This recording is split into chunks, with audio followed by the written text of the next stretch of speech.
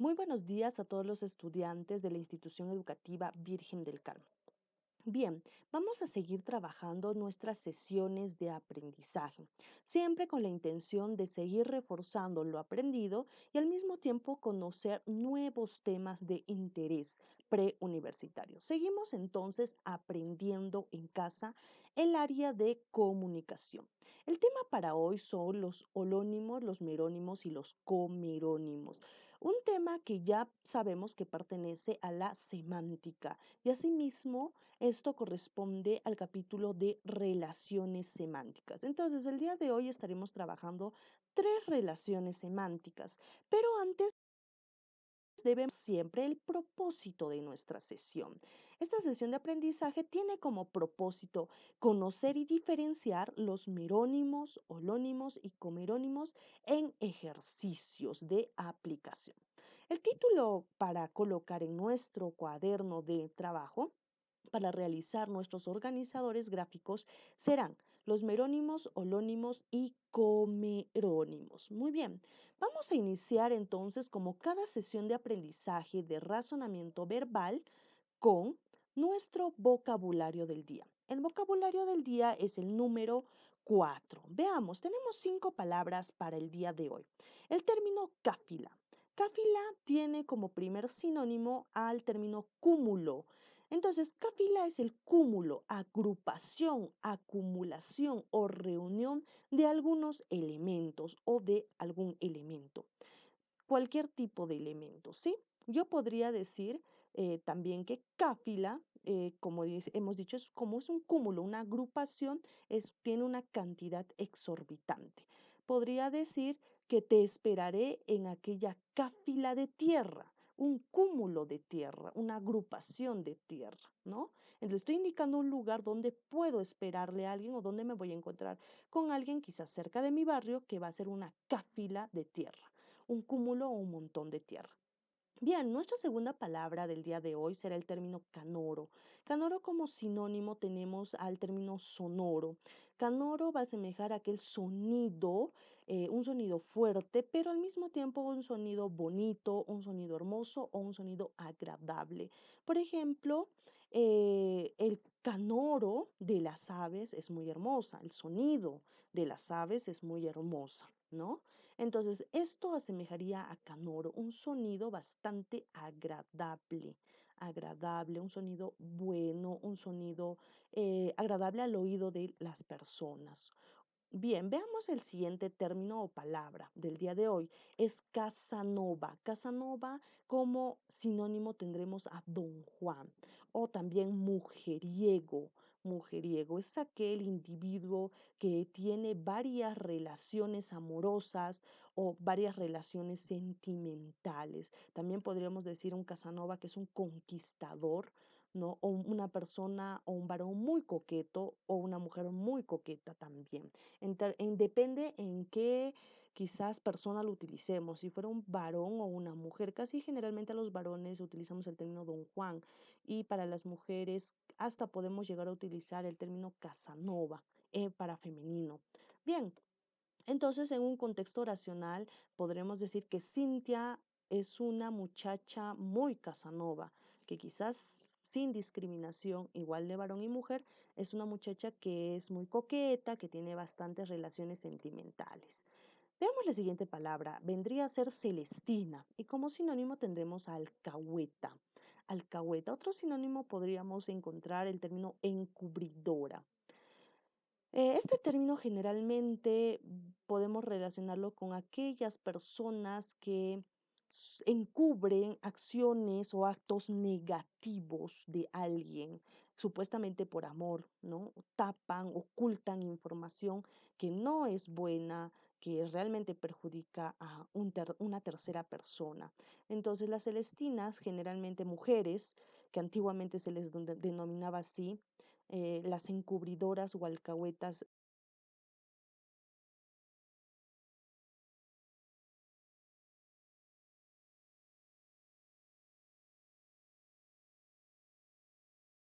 de sus hijos. Bien, veamos lo siguiente. Veamos el término chabacano. Chabacano asemeja al sinónimo de corriente, común u ordinario. Entonces, este término chabacano, que es corriente, común u ordinario, va a ser quizás conceptualizado como el igual del resto de los seres humanos, generalmente utilizado en este contexto. Mi tío es un chabacano, no sabe comportarse en las reuniones, ¿no? Es muy corriente, quizás con modales no apropiados, lo podemos entender de esa manera según este campo oracional, pero también puede ir a un término o mejor dicho a una acepción negativa. Si yo podría decirle a un amigo, yo jamás me fijaría en ti porque tú eres un chabacano o eres muy chabacano, o sea, muy corriente, muy insignificante, ¿qué le estás dando o le vamos a dar otra atribución según este contexto a este término? Entonces, estas son las 5 palabras del día de hoy. Bien, a continuación vamos a hacer un ejercicio de comprensión de lectura para siempre estar reforzando esta balota que también más adelante la trabajaremos a profundidad. Entonces, veamos. Este texto o esta comprensión de lecturas es de From Erich, El miedo a la libertad. Veamos de qué trata. Dice, el sádico necesita de la persona sobre la cual domina, puesto que sus propios sentimientos de fuerza se arraigan en el hecho de que él es dominador de alguien. Esta dependencia puede permanecer del todo inconsciente. Así, por ejemplo, un hombre puede dispensar a su mujer un trato típicamente sádico y repetirle que es libre de dejar su casa, pues el día que así lo hiciere, él se alegraría mucho. La mayoría de las veces ella se sentirá tan deprimida que ni intentará irse, y de este modo ambos seguirán creyendo que las afirmaciones del marido reflejan la verdad. Pero si una mujer consigue reunir bastante valor como para anunciarle que está dispuesta a abandonarlo, el marido se desesperará y humillándose le rogará que no lo abandone. Por lo general, como ella tiene miedo de mantenerse, como ella tiene miedo de mantenerse firme, se inclinará a creerle y a quedarse, modificando su decisión. Desde este momento, la comedia vuelve a empezar. El marido adopta de nuevo su vieja manera de obrar. La mujer se revela una vez más y el marido volverá a humillarse o él volverá a humillarse, ella a quedarse y seguirán procediendo así o de la misma manera. Un texto bastante interesante que habla acerca de la dominación o el machismo, de la manipulación, del temor, y en estos tiempos quizás una realidad que muchas familias llegan a vivir frente a esta situación del COVID-19, ¿no? Y hemos escuchado bastantes noticias sobre esto. Bien, veamos entonces 4 preguntas con respecto a este texto. Dice, el hecho de que la mujer tolere constantemente a su pareja sádica, ¿a qué se debe el hecho de que la mujer tolera constantemente a la pareja sádica? Dice, ¿se deberá a que promueve la lealtad y el afecto dentro del hogar que han constituido? No, imposible. Dice, ¿la hace víctima del mismo mal que su cónyuge? Tiene relación, pero no es el hecho de que la mujer tolere constantemente a esa pareja tan sádica que tiene. Causa tenebrosidad ante una conducta violenta del esposo. No. Genera un círculo vicioso muy difícil de romper. Bastante cerca la respuesta. Garantiza la armonía existente en el hogar. No. Entonces dice, el hecho de que una mujer vaya a tolerar constantemente que su marido sea agresivo, tóxico, una pareja muy sádica, esto va a ser porque se va a crear un círculo vicioso difícil de romper entre ella y él, porque él al mismo tiempo la tiene manipulada psicológicamente y ella se siente débil y cuando se siente fuerte, nuevamente él le suplica que se quede y si así se sigue creando el círculo vicioso que no se puede romper y es difícil de romper. Veamos la siguiente pregunta. ¿El sádico puede ser definido como un sujeto? ¿Cómo es el sádico? ¿Cómo podemos definirlo? ¿Qué tipo de sujeto será? ¿Será un sujeto inseguro y de actitudes desquiciadas? Es inseguro, no sabe y es manipulador. ¿Que intenta abandonar a su cónyuge? No intenta abandonar a su cónyuge. ¿Dominante y dependiente de su víctima? Dominante y dependiente de su víctima, sí. Esa es una respuesta bastante afirmativa y lógica. ¿Que necesita maltratar a su pareja? Necesita, es una necesidad del maltrato, es una persona sádica, no creo que incluso busca o siente algo de diversión, por eso es sádico, no necesidad de maltratar. Permanentemente inconsciente, no, totalmente no. La respuesta sería la C, dominante y dependiente de su víctima, domina a su víctima, manipula a su víctima, pero al mismo tiempo se siente dependiente. Recuerda que aquella persona agresiva, generalmente varón con una mujer, siempre le pide perdón después de haber cometido una agresión, un golpe, un insulto y que no volverá a pasar y que la perdone y que siga con él. Entonces sí es dependiente, pero al mismo tiempo quiere ser dominante. Veamos entonces la siguiente pregunta. Respecto de su esposo sádico, solo algunas mujeres, ¿qué cosa logran? Si tienen un esposo sádico, algunas mujeres, ¿qué logran? ¿Se convencen de que es necesario abandonarlo? Interesante, podría ser. ¿Lo humillan y finalmente le perdonan? ¿Las mujeres lo humillan? No, negativo no es la respuesta. ¿Tienen desconfianza pero siguen a su lado? No tienen desconfianza, pero claro, por la manipulación siguen a su lado. ¿Le corresponden? ¿Le corresponden e influyen en la conducta? No, no le corresponden un poco, pero le influyen en tal conducta? No. Se rebelan y toman el control del sádico, es imposible, ellas son manipuladas. Entonces la respuesta sería, se convencen de que es necesario abandonarlo. Entonces, cuando una mujer se convence realmente que es necesario abandonarlo y lo haga, se romperá el círculo vicioso, pero muy pocas mujeres se dan cuenta de esto. Veamos la última. Generalmente la esposa del sádico evidencia una personalidad. ¿Cómo es la esposa del sádico? ¿Es una persona alegre?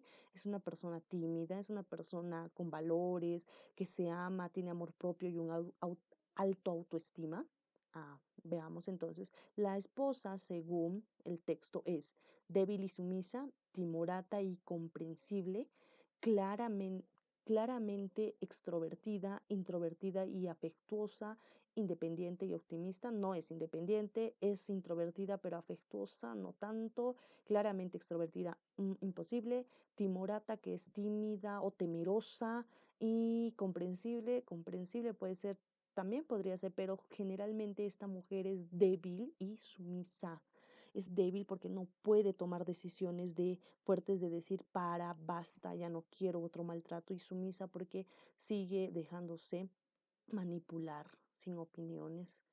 Bien, es de esta forma que hemos practicado un poco de comprensión de lectura. Ahora sí, vamos a continuar con nuestro aprendizaje de los merónimos o relaciones semánticas. Nuestra relación semántica que vamos a trabajar el día de hoy son los merónimos o la meronimia, que viene del griego meros, y la onimia, que significa nombre, y meros, que es parte. Entonces vamos a poder decir que es la denominación partitiva o una parte del todo.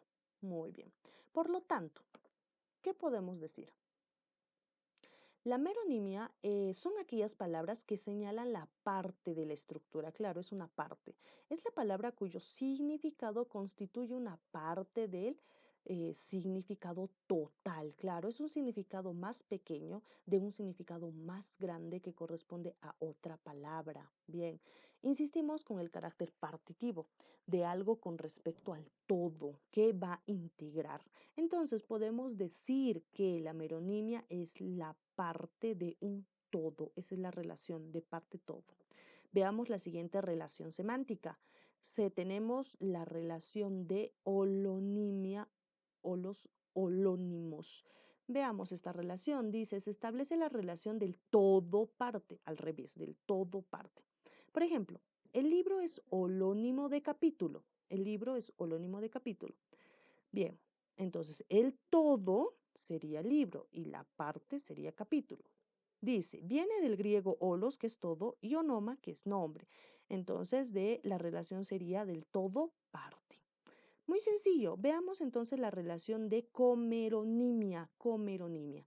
Dice, se establece la relación de parte, parte, parte, parte. Entonces tengo que identificar que me dice comeronimia. Co igual merónimos, que es parte. Entonces, dos partes, parte, parte, que tengan el mismo peso de ser parte, parte de un solo todo.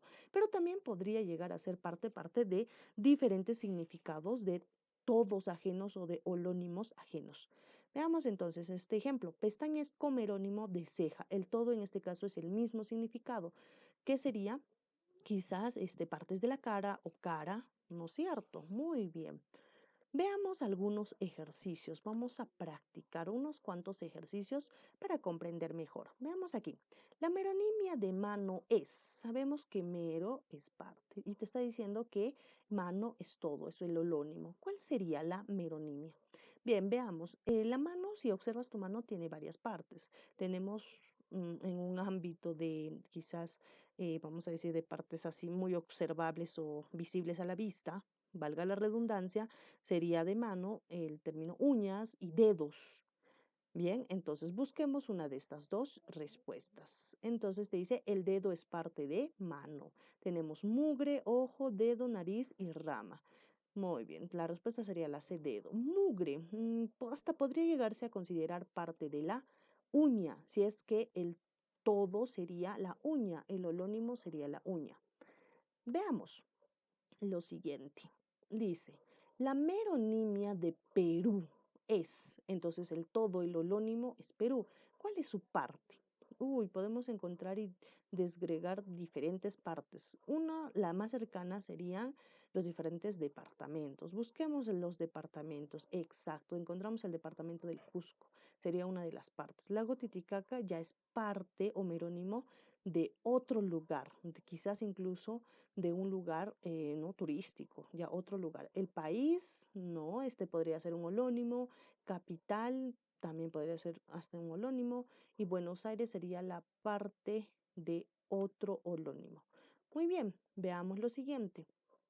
Veamos el siguiente ejercicio. No es merónimo de carro, no es merónimo, no es parte de carro, no es una parte de un carro. Uy, vemos aquí un carro que tiene bastantes partes. Tenemos rueda, motor, ventanilla, licencia y asiento. Muy bien, automáticamente, no es parte de carro una licencia. Una licencia es un documento externo que sirve para darnos un permiso de conducir un auto, pero un carro, pero no es parte del carro. Listo. Veamos el siguiente ejemplo. Muy sencillo tema, fácil de entenderlo. No es merónimo de motor. Motor. Generalmente se habla de motor de carros. A ver, no es merónimo de motor. Pistón sí es una parte de un motor, el cárter también es una parte del motor, la válvula también es una parte del motor, el carburador también es una parte del motor, pero el reverbero es, vamos a decir, es como una luz brillante o algo muy, muy fosforescente, es incluso, vamos a decir, algo que alumbra. Incluso podría ser la parte del carro, quizás ¿no? Relacionado, porque tiene varias acepciones, sobre todo sobre luz o algo brillante. Entonces no sería parte del motor. Bien, la respuesta sería la E. De esta manera hemos visto lo que corresponde a estas relaciones semánticas de meronimia, holonimia y comeronimia. ¿Qué hemos aprendido hoy? A diferenciar estas tres relaciones semánticas. ¿Cómo lo aprendimos? A través de ejercicios y de conceptos básicos. ¿Cómo lo pondremos en práctica? Resolviendo nuestra ficha de trabajo y siempre ejercitándonos quizás en casa, viendo objetos, materiales que tenemos a nuestro alrededor y buscándole justamente su merónimos del holónimo que escojamos. Ahora es su turno. Realiza tu organizador gráfico visual en tu cuaderno comparando lo aprendido, algo muy sencillo y muy creativo, y luego realiza tu ficha de trabajo. Muy bien, de esta forma hemos terminado la sesión del día de hoy. Conmigo será hasta la próxima sesión del área de comunicación. Nos vemos a la siguiente clase.